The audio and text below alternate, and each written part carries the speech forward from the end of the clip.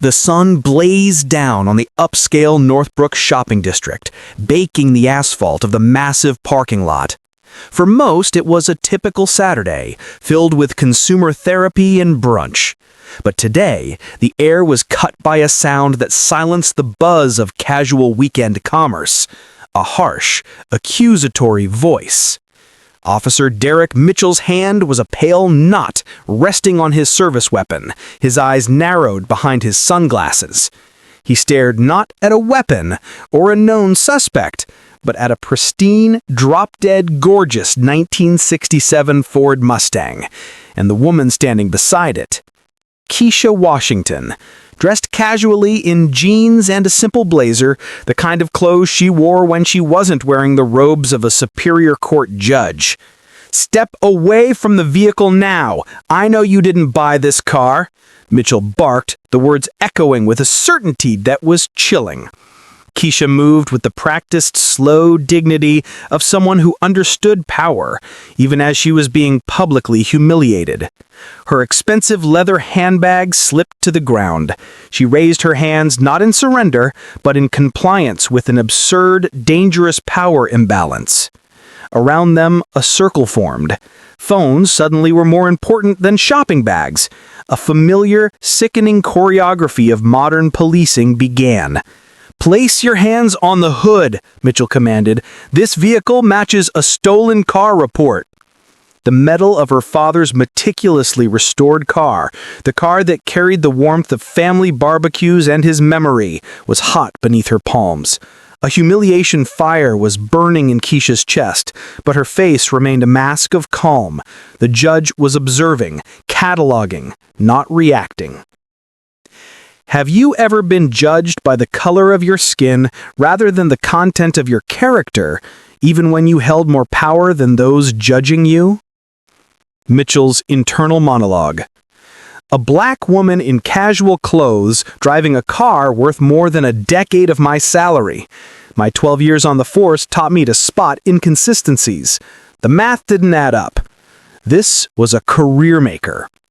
He circled the Mustang like a hungry shark. "This vehicle is worth more than you make in 5 years, he announced, loud enough for the growing, filming crowd. "So let's start with the truth." 20 feet away, college student Amara Johnson held her phone steady, live streaming to her TikTok followers. The viewer count was climbing fast. 847, 1203, 2,456. Comments flooded the screen. "Racial profiling! Where are the cops?" "Officer, I can explain." Keisha's voice was calm, almost measured. "No, ma'am, you'll explain to the detectives. Right now, I need to see registration, insurance, and proof of purchase for this vehicle." Keisha's phone buzzed insistently at her hip. Chief Justice calling. She couldn't answer, not with her hands pinned to the hood. Mitchell was escalating. "I'm going to need you to empty your pockets," he continued, smelling the prospect of a high-profile arrest. Keisha locked eyes with his name tag. Officer Mitchell, badge number 4847. The names and numbers would be crucial. "I need you to understand," Keisha stated. "What I understand is that you're stalling. People who belong with cars like this don't act nervous around the police." Amara's live stream viewers hit 8,932. She knew this was the content that mattered, the real-life exposure of systemic issues. Through the car window, Keisha saw the edge of her leather portfolio, the first-class boarding pass from D.C., the expired VIP courthouse parking permit. Next to it, her buzzing phone showed the urgency. Emergency conference. Landmark civil right case. Her vote was needed. "How did you come to possess this vehicle?" Mitchell's patience was theatrical for the cameras. "It belonged to my father," Keisha replied, holding back the punchline. "Judge Robert Washington." Mitchell scoffed. "Names mean nothing without proof. I need documentation." A murmur went through the crowd. "Judge Washington?" Then an older African-American woman, Mrs. Dorothy Hayes, tried to push forward. She knew that face. She knew that family. Mitchell waved her back. "Step back, ma'am. This is police business." Keisha saw his briefcase in the back seat, the state Supreme Court seal facing away. Inside were the documents that could end this humiliation. But reaching for them meant movement, meant escalation, meant risking the physical confrontation her judicial training taught her to avoid.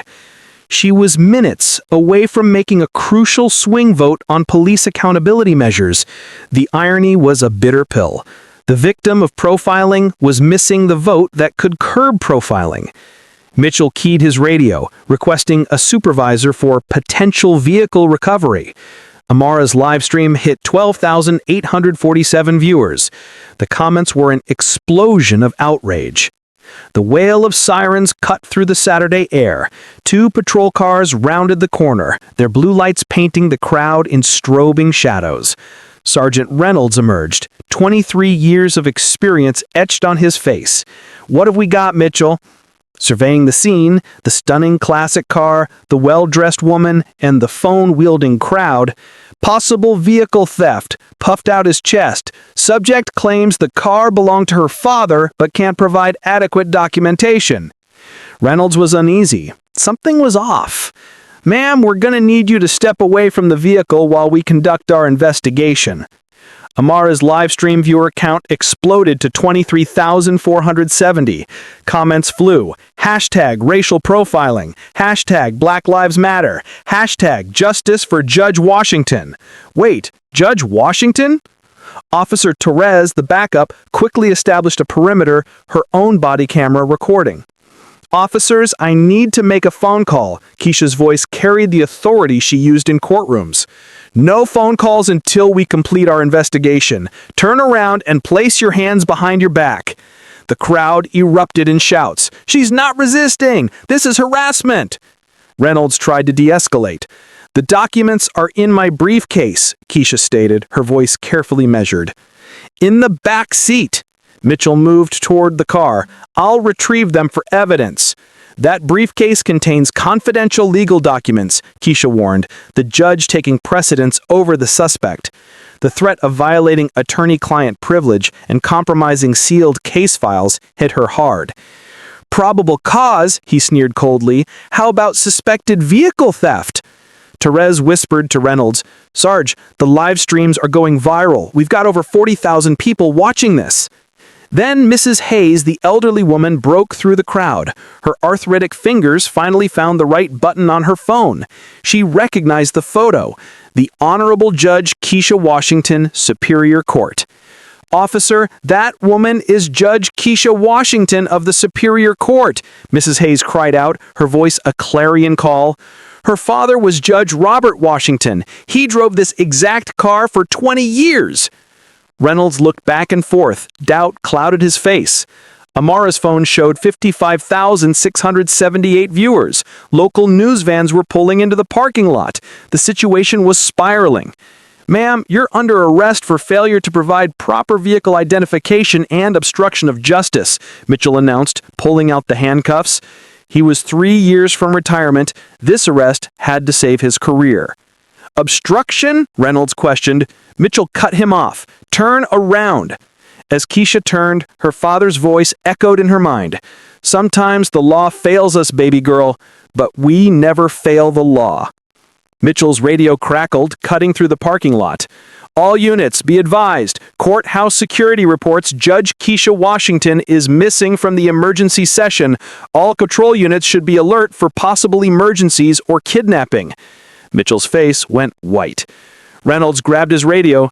"Dispatch Unit 47, can you provide a description of the missing judge?" The voice on the radio was a hammer blow. African-American female, 45 years old, approximately 5'6", last seen wearing jeans and a dark blazer, driving a blue 1967 Ford Mustang, license plate JRW 1967. Reynolds looked at the plate, JRW 1967. Judge Robert Washington, 1967. The pieces clicked into place. The confidence, the legal knowledge. Reynolds had testified in her courtroom. Without the robes, he hadn't recognized her. "Tom," Reynolds said quietly, "I think we need to—" "I don't care who she claims to be," Mitchell snarled, but his voice was shaking. Keisha's phone rang again. Chief Justice Thompson, The emergency conference. The swing vote on police accountability measures. Officers, I am going to reach for my identification now. You can watch my hands. You can follow protocol, but this ends here. Mitchell raised the handcuffs. Ma'am, do not reach for anything. Let her, Reynolds said firmly, stepping between them. Step back, Tom.